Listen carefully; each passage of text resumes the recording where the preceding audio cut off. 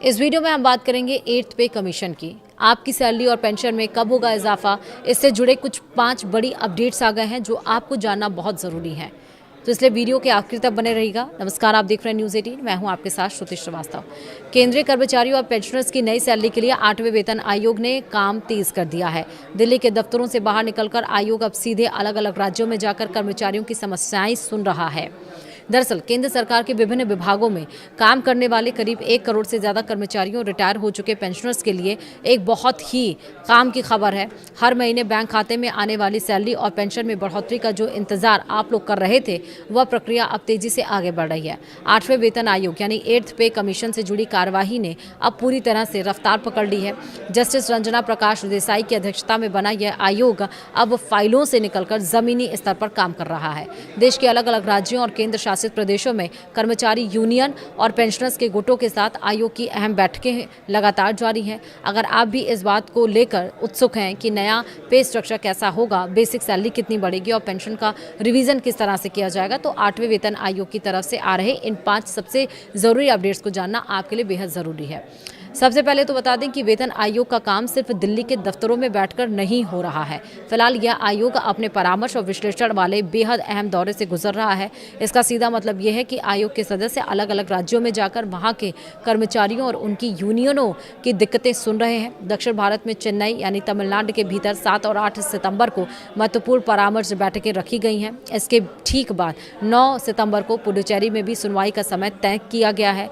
उत्तर भारत की तरफ रुख करें तो चंडीगढ़ में 16 से 18 सितंबर के बीच वहां के और आसपास के राज्यों के कर्मचारी संगठनों से आमने सामने बैठकर बातचीत होगी। वहीं राजस्थान के जयपुर में 31 अगस्त और 1 सितंबर को होने वाली बैठकों के लिए आवेदन जमा करने का काम किया जा चुका है। सैलरी का नया ढांचा तैयार करना कोई आसान काम नहीं है। इसके लिए महंगाई के सूचकांक, देश के आर्थिक हालात और अलग अलग क्षेत्रों से आ रहे वित्तीय प्रस्तावों को बारीकी से समझना होता है और इसी काम को तेजी से और वैज्ञानिक तरीके से करने के लिए आयोग ने अपने कंसल्टेंट यानी सलाहकारों की नियुक्ति से जुड़े नियमों में कुछ जरूरी बदलाव किए हैं। इन विशेषज्ञों की मदद से जो रिपोर्ट तैयार होगी वह पूरी तरह से सटीक और ठोस आंकड़ों पर आधारित होगी।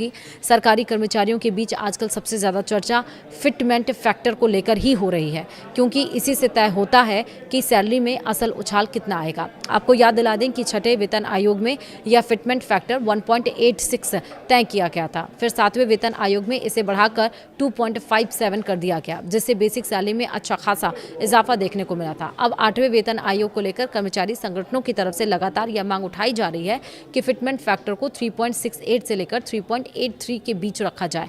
हालांकि यहाँ यह साफ कर देना जरूरी है कि अभी तक आयोग की तरफ से न्यूनतम वेतन, फिटमेंट फैक्टर या नई पेंशन को लेकर कोई भी आधिकारिक घोषणा नहीं की गई है। आखिरी फैसला आयोग की पूरी रिपोर्ट और उसके बाद सरकार की मंजूरी पर ही निर्भर करेगा। इस बार वेतन आयोग की यह साफ मंशा है कि पूरी प्रक्रिया एकदम लोकतांत्रिक और पारदर्शी रहे। कोई भी फैसला सिर्फ बंद कमरों में लेने के बजाय आयोग हर विभाग के कर्मचारी प्रतिनिधियों, स्थानीय परिसंघों और पेंशनर एसोसिएशन को पूरा मौका दे रहा है। लोग अपनी समस्याएं और सुझाव लिखित रूप में या फिर बैठकों में मौखिक तौर पर सीधे आयोग के सामने उठा सकते हैं।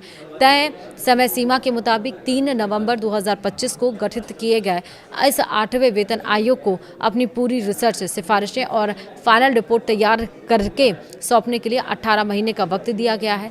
जब देश भर में चल रही ये सभी बैठकें खत्म हो जाएंगी, तब आयोग जमा किए गए सभी आवेदनों और सुझावों को गहराई से अध्ययन करेगा। उसके बाद एक फाइनल रिपोर्ट तैयार करके केंद्र सरकार की मेज पर रखी जाएगी। जब उस रिपोर्ट पर केंद्रीय कैबिनेट की मुहर लग जाएगी, उसके बाद ही नया वेतन ढांचा देश भर में लागू होगा।